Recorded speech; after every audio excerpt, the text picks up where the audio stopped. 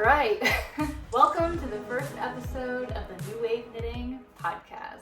Not gonna lie, this is my fourth time trying to record this, and I'm actually gonna make sure it's recording right now because I'm getting paranoid about this whole situation. And for good. Lots of lessons being learned as I'm recording this first episode. But here we are.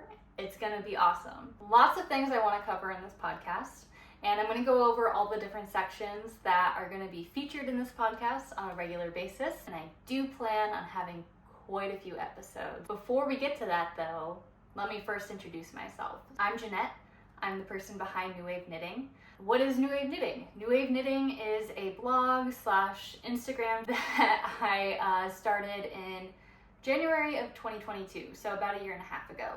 With New Wave Knitting, the blog is kind of like the foundation of what New Wave Knitting is. Through the blog, I come up with content that I then share on Instagram, as well as on a weekly newsletter about all things knitting. So I kind of have some like free tutorials, I give tips and tricks, I talk about sustainability in knitting, I talk about the knitting community, all that jazz. And it's really fun. And my Instagram has gone really big in just this past year and a half. That's been really just so exciting and so special.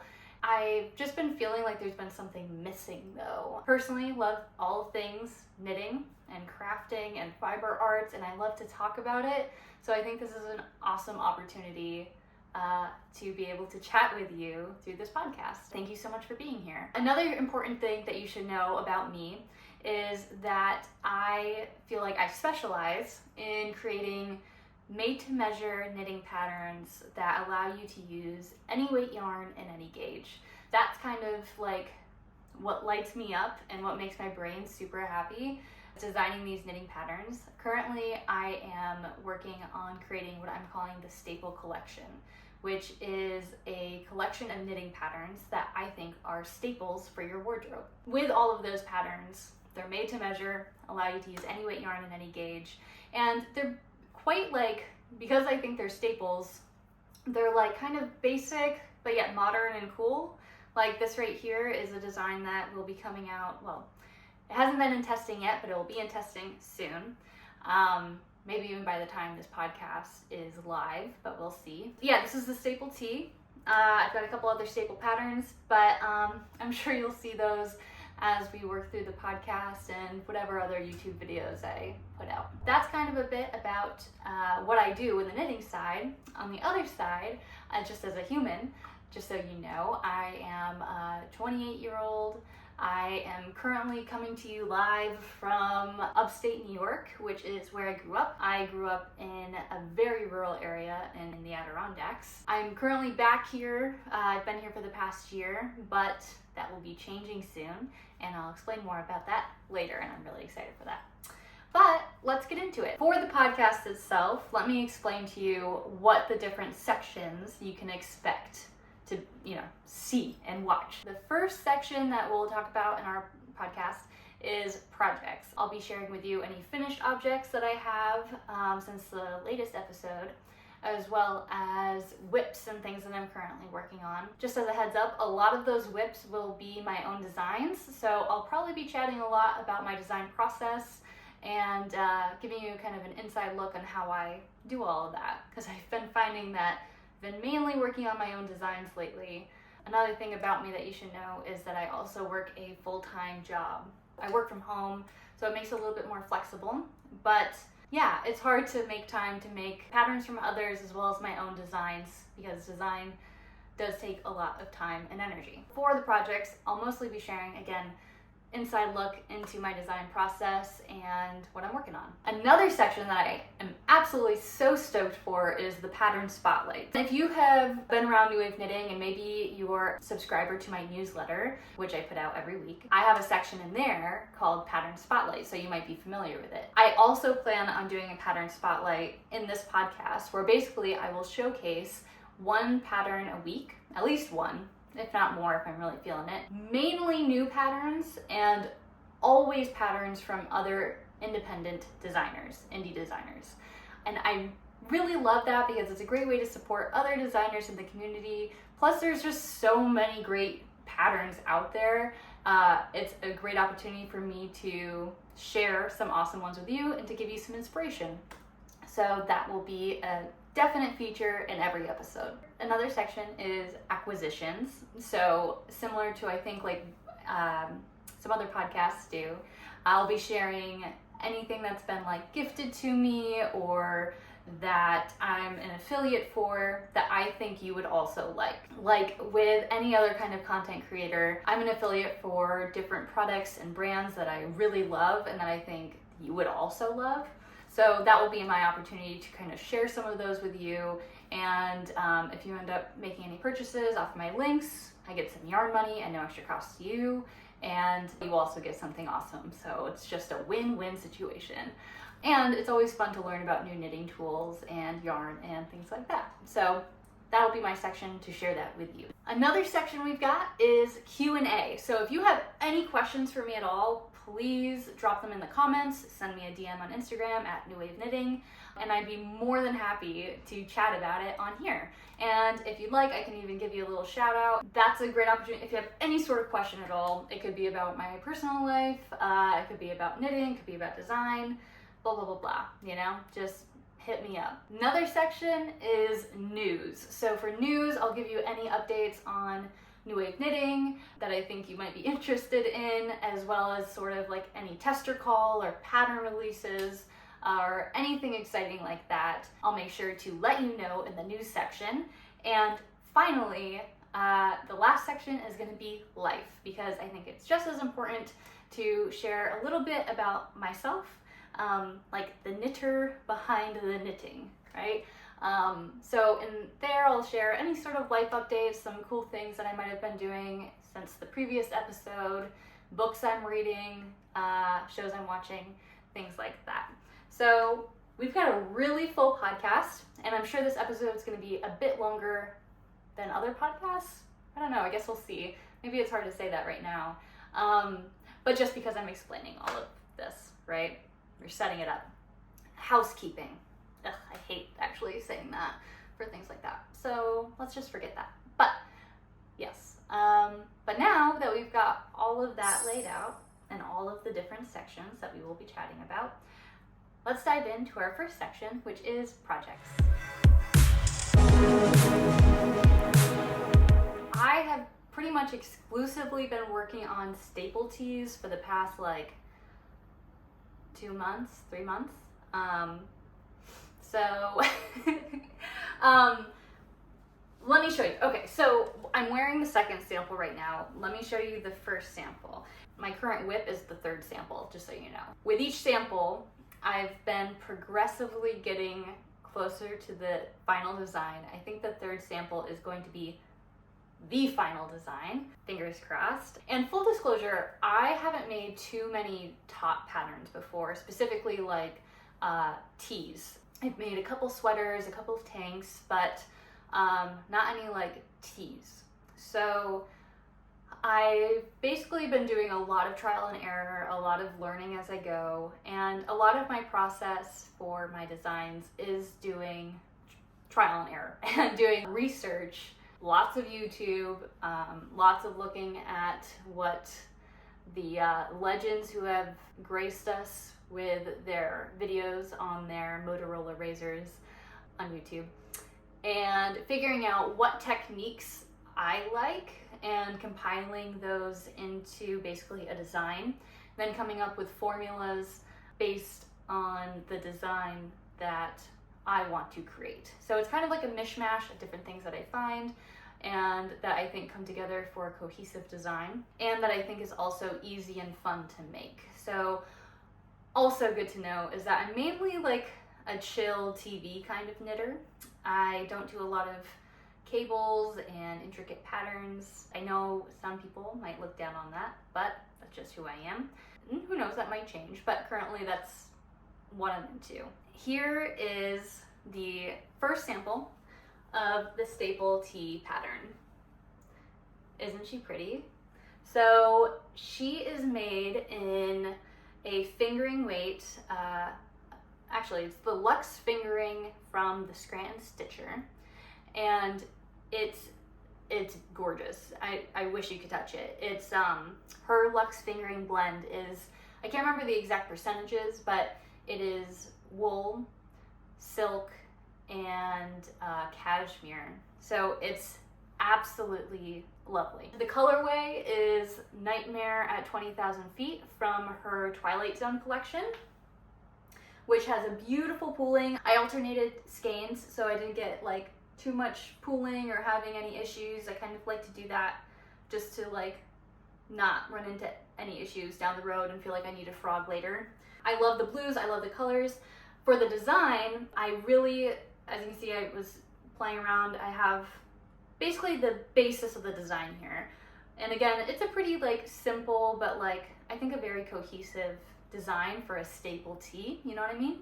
We've got a folded collar with a pearl ridge detail, so it gives it a little bit more structure. I think it's quite pretty.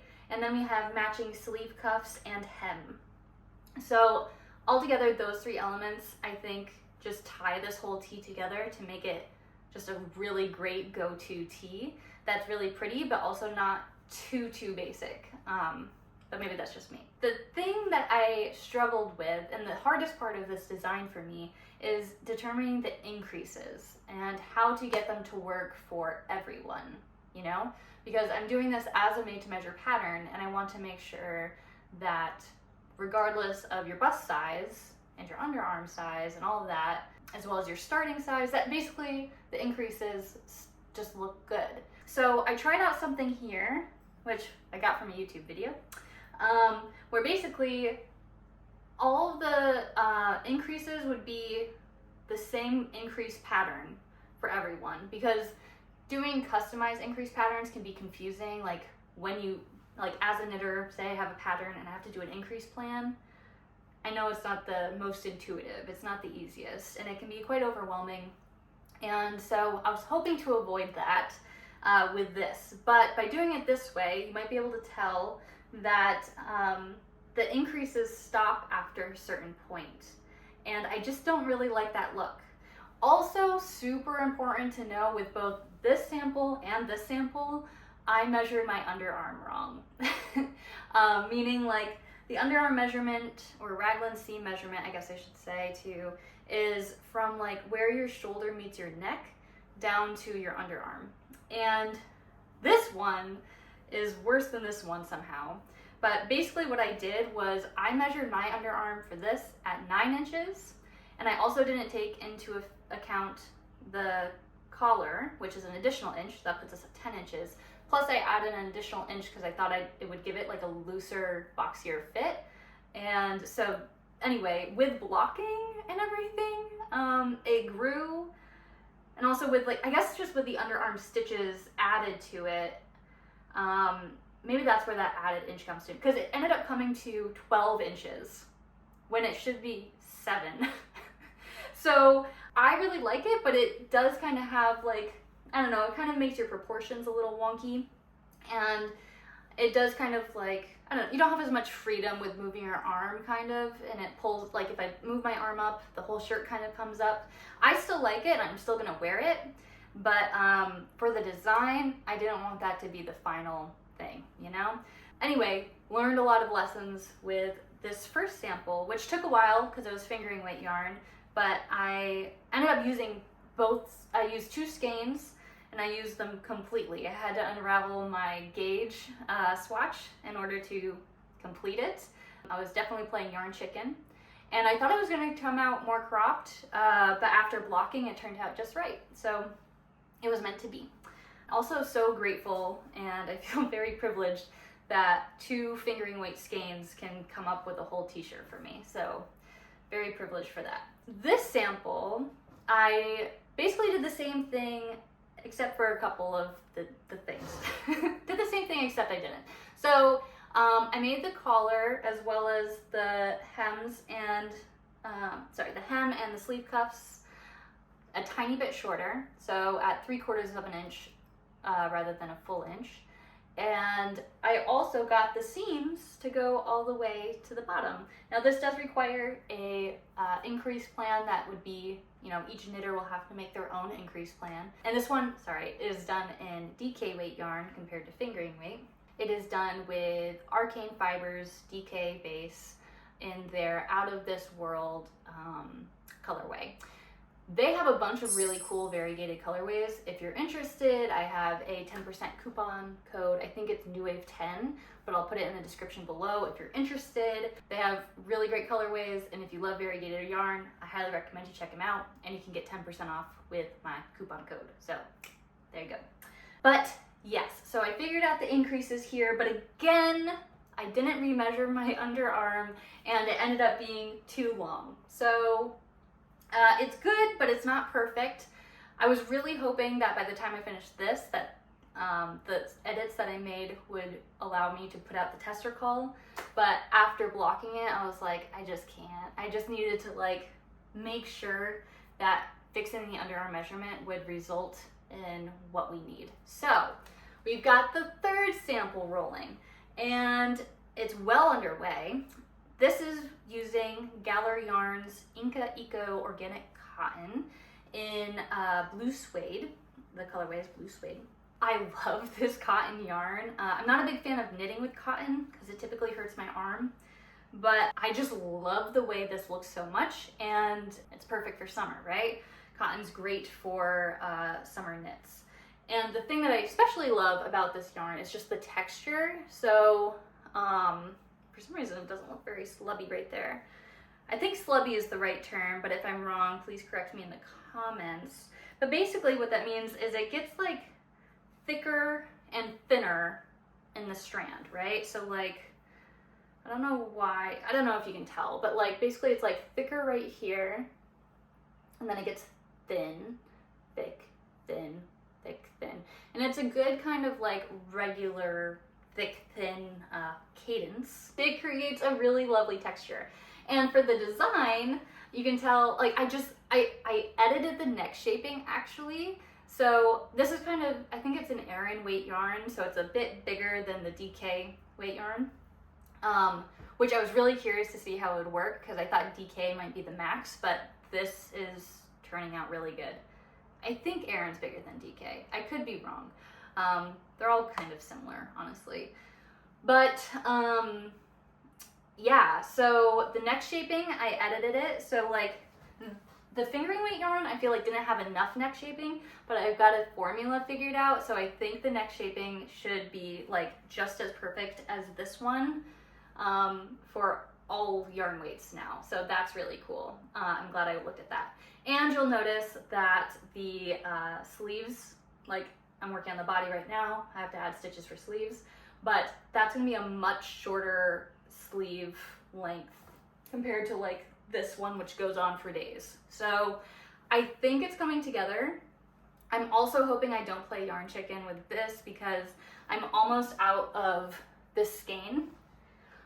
Yeah, and I have one skein left.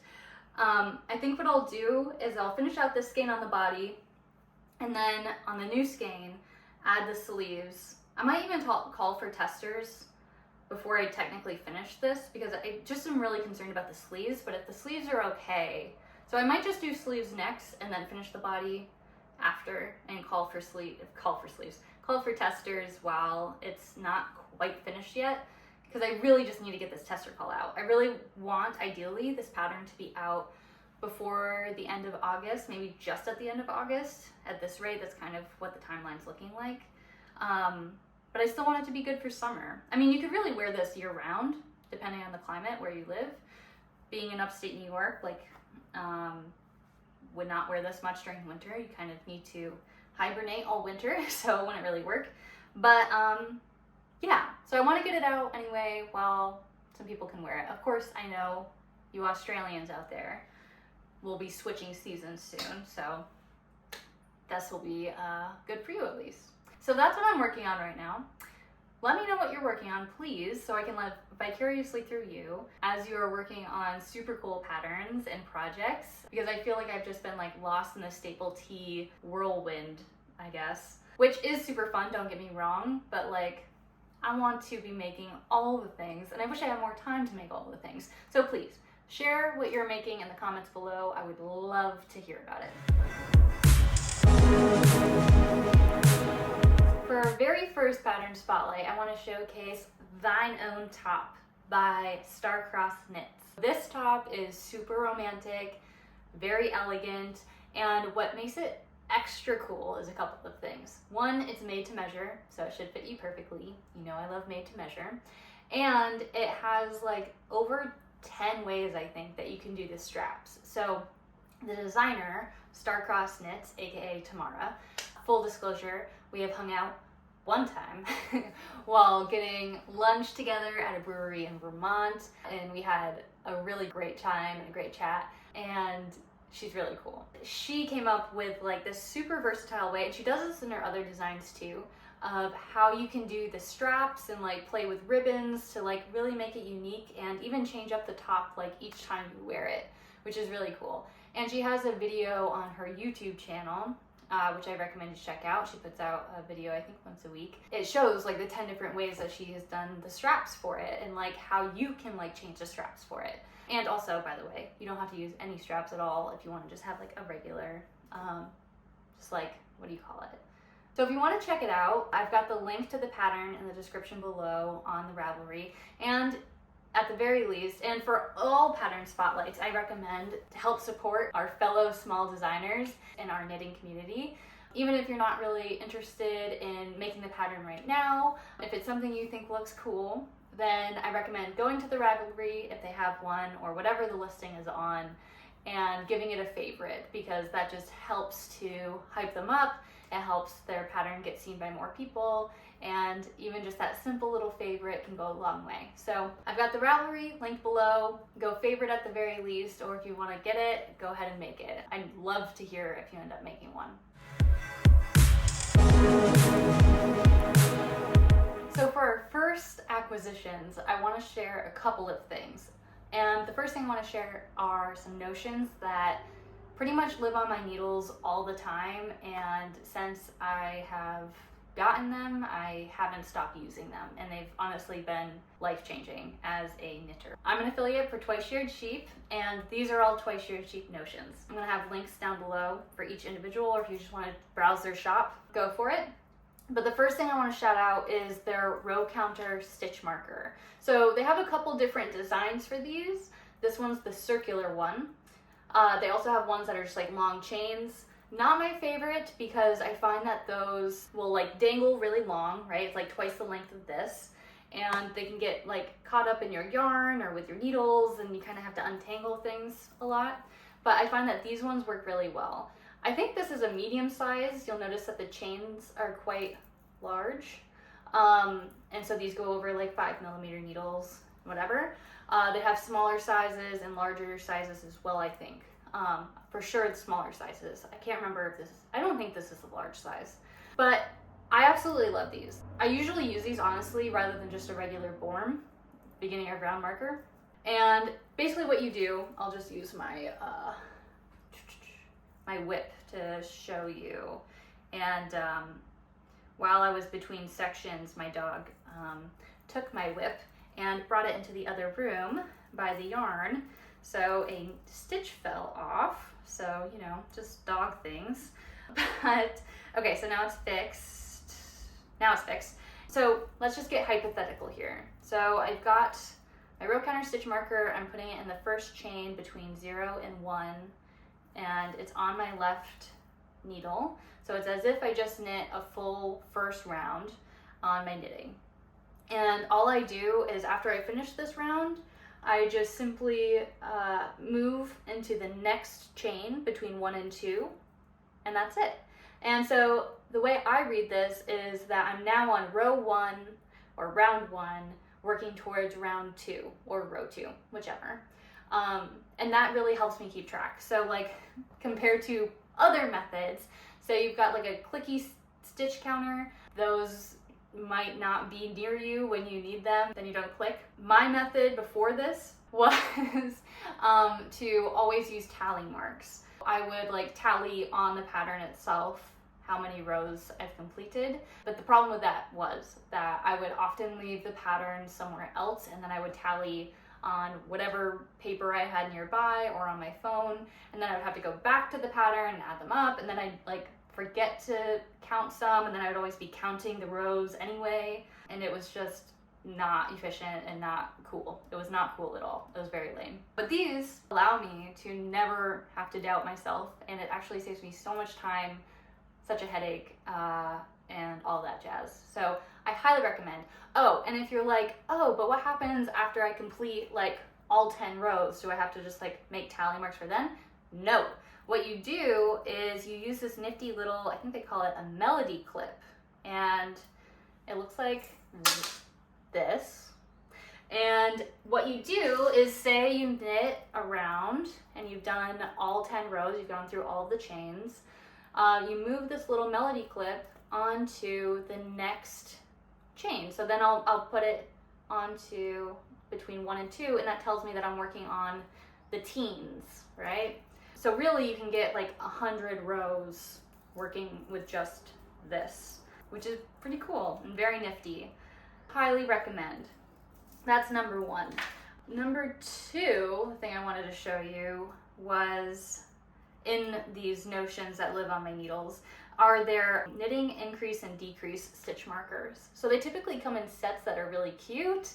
So these are a silver and gold B set, and similar to the row counter stitch marker, basically I use these for like a borm, the beginning of round marker, when I'm doing increases or decreases. So I've already completed the increases for this staple tee, but I literally had this as my beginning of round marker while doing the increases. So I would just kind of switch between the chains depending on whether I needed to increase or knit. And I used to always struggle like, oh, is this, if I put my knitting down and then pick it back up and I'm in the middle of a round, is it an increase or not? And then I would always be like so paranoid that I was mixing it up and like getting it wrong. So with these, I like never doubt myself, and that's a really good feeling. So highly recommend those. I also wanted to share, they have just like really cool sets of like regular stitch markers. So like these are like some jade colored ones that I use very often. These ones are really simple but really pretty. I think they're called like the braided, they're like silver braided stitch markers, and I use these quite often as well. And they just kind of like romanticize my knitting practice, you gotta romanticize your life a little bit.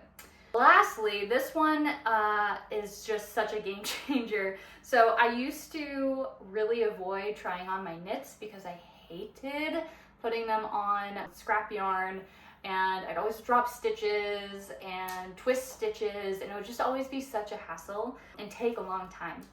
So with this is their knit extension cord. It comes in a pack of 3, and this is the smallest size. Basically, the different sizes help with different size needles, but I find the smallest size works really well for up to like 5 millimeters. I think I've used them for. These are 4.5 millimeter needles, and basically it's just a hollow silicone tube, and it's very grippy. So you just like you have to like push it onto the end of your needle, and you'll see it's like really stuck.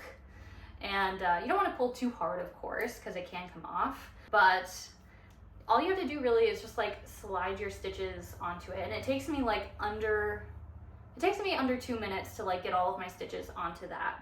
And I've never had it really pop off except one time, and it was just because I wasn't paying attention and I pulled too hard. It's really, really nifty, and if you hate putting your stitches on scrap yarn, I highly recommend. So again, all of these links to these specific products are linked in the description below, and I also just have their general shop link if you want to browse, because I have a lot of cool stuff that really, their motto is stress less, knit more, or vice versa, knit more, stress less. I can't remember, but I really appreciate that, and I think that they embody that very well with their notions. So go ahead and check those out. That's Twice Shared Sheep.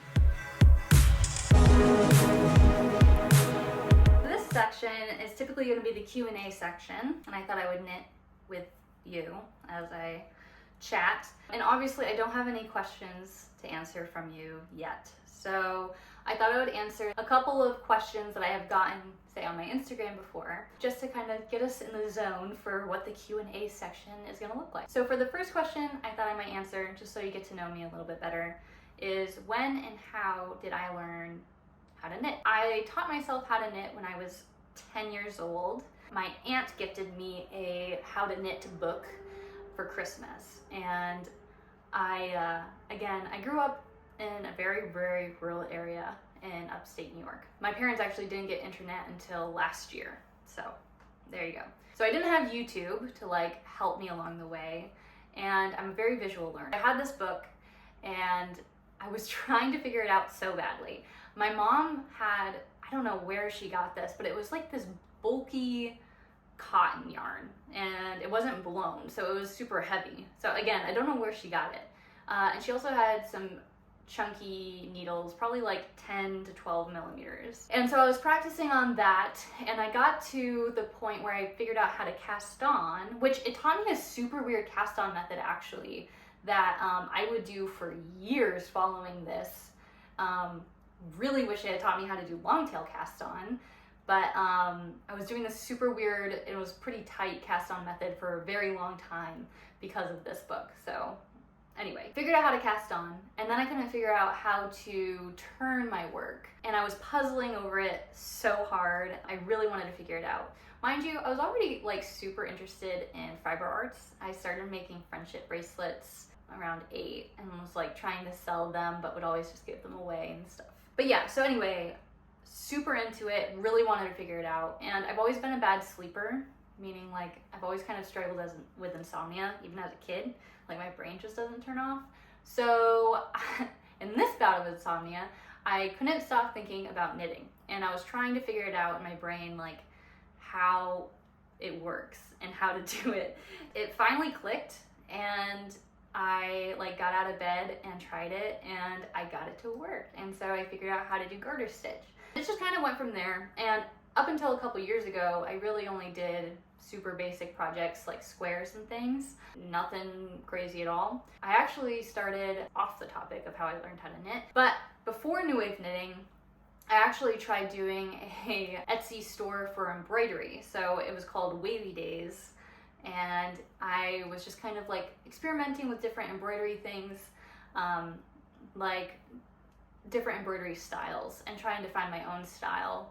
And it just wasn't clicking, and it didn't bring me as much joy as knitting did. So I ended up giving that up and going back into knitting. And that's also when I found Knitstagram and got super inspired by all the awesome designers and makers over there. From there, that's kind of how I got inspired to do New Wave Knitting. But I just knew also, again, we are totally off the question of how I learned how to knit. Kind of more answering now, what inspired me to do New Wave Knitting. But I've really wanted to work for myself for a long time. Both of my parents worked for very demanding jobs while I was growing up, and I saw how that impacted them. My goal is to really find something that brings me joy, that makes me happy, and that I'm able to do full time, and that is able to like sustain myself and my future family. Hopefully I'll be able to make New Wave Knitting full time in a couple of years, but we will see. So anyway, that's the story of how I learned how to knit up until now. And that was a good little knit and chat. But yeah, please, if you have any questions, I would really love to answer them in this kind of format where I'm just chatting with you. Please, if you have any questions at all, ask them below in the comments, and I will answer them in the next video. Alright, on to news. In this week's news, not much other than the fact that I'm starting this podcast and that I'm going to be on YouTube quite a bit more. If you've been around a bit and you've been a fan of the blog, I'm kind of you won't be impacted by this, but I'm going to be kind of rearranging how I approach the blog with the idea of kind of doing YouTube first and then basing my blogs off of YouTube videos. And my goal right now is to kind of create a resource library to be able to link in my patterns. Because currently I link out to videos by others in my patterns. If if you haven't used any of my patterns yet, I include written instructions as well as video instructions for each technique that's used. For those video instructions, they're all videos by other people, and I would love to be able to provide videos specific to exactly what I am saying within the context of my patterns. I'll be doing that a lot more, and I'm really excited for it. And I've got some things in the works right now, as well as like the staple tee, right? Pattern-wise, I've got some things in the works, but other things in the works. So stay tuned on some upcoming news sections, because there's going to be some cool stuff there. Let me share a couple of life updates and things with you. The biggest one that I'm so excited to share is that I am moving to the worst drum roll of all time, Alexandria, Virginia. If you've followed me on Instagram and checked out my stories, you might have known that we're looking in the Virginia, Maryland area, my partner and I, and we decided on Alexandria. And we found a place that's like 15 minutes or so north of Old Town, which, if you're familiar with that area at all, it's super awesome. My life is going to be so much more vibrant. So many knitters have also reached out to me saying that they're in that general area and they would love to knit with me and like chat and meet up. My new local yarn store is going to be Fiber Space, which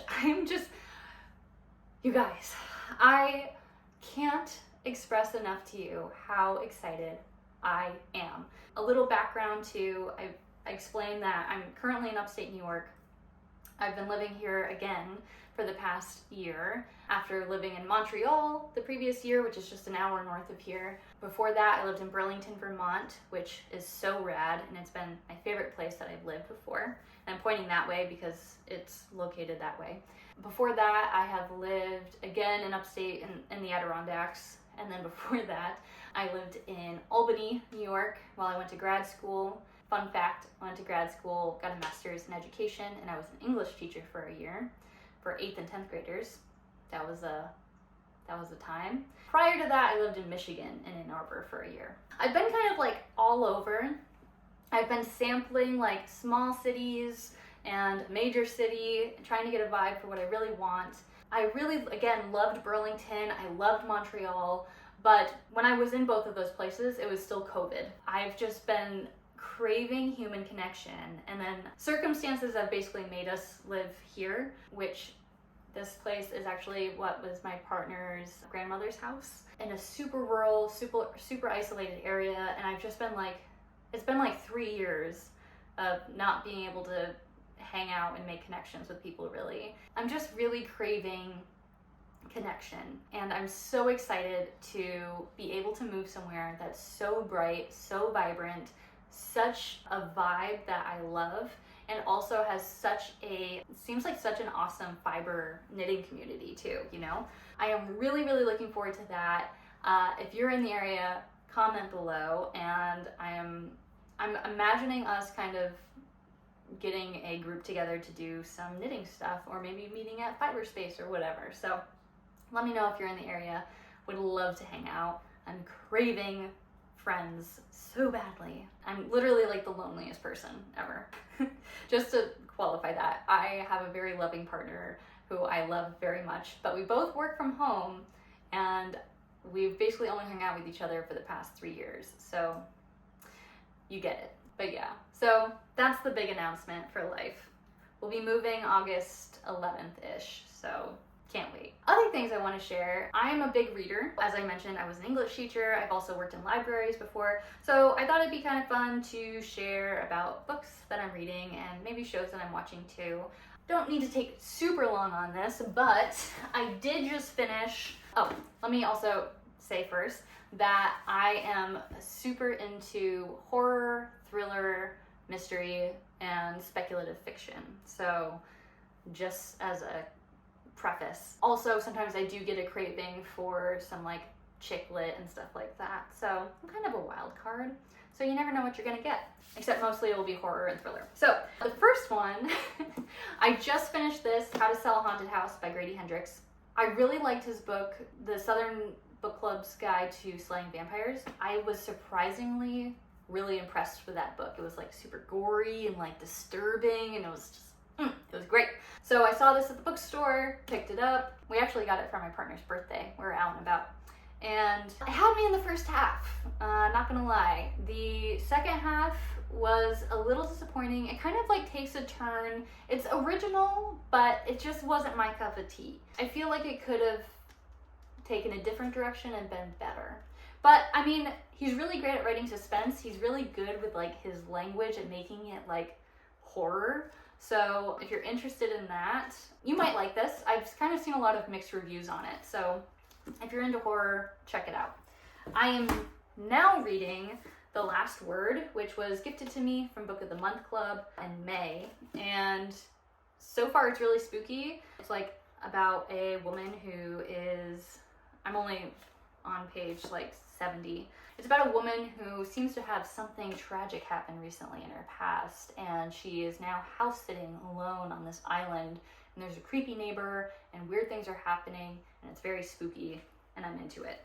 I'm also been feeling like, since being here for the past year, I've been in a bit of a funk, just kind of like not my best self. It's kind of depressing being here, not gonna lie. And I've like, just to be real with you, I have dealt with anxiety, and I'm currently in therapy. I'm actually going through psychotherapy, not psychotherapy. I'm going through psychoanalysis right now, which is heavy. And I'm working on overcoming my anxiety. I've had like history with depression, all that good stuff. But I feel like in this past year, I've just been like really in a funk, blah, blah, blah. So I really want to, when I go to Alexandria, I want to be like my absolute best self. And I just feel like it's going to be such a good fresh start. You know what I mean? I've been reading a nonfiction book, which I don't normally do. From time to time I will, but it's The Brain Fog Fix. My partner had this on the shelf. He read it years ago, I guess, and I'm just picking it up. And it's really, really good. I felt really called out in the first couple of chapters, or like in the very, very beginning. It's like talking about like, oh, if you do this or this or this, then you need this brain fog fix. And it's like, if you wake up and you instantly check your phone, or if you watch tons of TV and you don't feel rested, and I'm like, okay, yes, I get it. I need to fix my life. It's been really good. So the first half is talking all about the 3 things that he's going to guide you through, like this program kind of like thing in the end. And he's talking in the first half about why those 3 things are important and why they affect your mood. He had a bunch of stuff on diet and things like omega-3s versus omega-6s, and how that gets out of whack in your diet and how it impacts your mood. So I just got through all of the nutrition stuff, and I'm kind of on the stuff that's getting more into diet, exercise, spirituality. I'm really not a spiritual person, so I'm looking for a little guidance in that area. So I'm curious to see what he has to say. And then it walks you through like a 3-week program. So we'll see how it goes. But the idea is to reclaim your focus, memory, and joy in just 3 weeks. So we'll see how we do. So those are the books. For shows, just as a heads up, my show taste is very similar to my book taste. My favorite shows of all time are Twin Peaks, Buffy the Vampire Slayer, and X-Files. And I could watch those shows on repeat. They're just so you know. And I'm currently watching Fringe, which is an early 2000s show I had never heard of before. Deeply inspired by X-Files.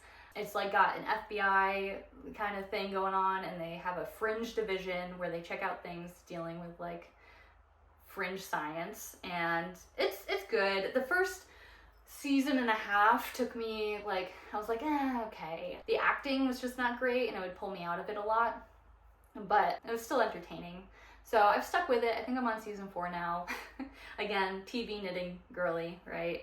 So if you're looking for a show that's kind of sci-fi, it's on HBO Max, so I recommend it. How I want to end each episode is just to end with some like goals and intentions for until we speak again kind of thing. I have 3 goals. I'm going to try to do 3 each time. The first one is to finish the staple tea, the sample, and call for testers. I need to get that done I'm going to get that done. Another goal of mine is to film a non-podcast YouTube video, because I really want to get into that as well, as I kind of mentioned. Last thing, third thing, is I'm working on redoing my organization for my Asana, which is how I organize all things New Wave knitting, because balancing this with full-time job is a lot. And I also got a new planner. This is, I'm not an affiliate or anything, but it's the Clever Fox Pro Planner, I think it is. I just love the size of it. I've got lots of things in here. I just started setting it up, so my goal is to fix my Asana, get it up to speed, and set up my planner. So let me know what goals you have till we speak again. Maybe we could have a little accountability here by putting them in the comments below. But yeah, so that's the first episode. I hope you liked it. If you did, please let me know. I would really encourage some hype to keep me motivated to keep going. Also, please subscribe. It would mean so much to me, especially as I'm just starting out. That would be awesome. Until the next episode, happy knitting.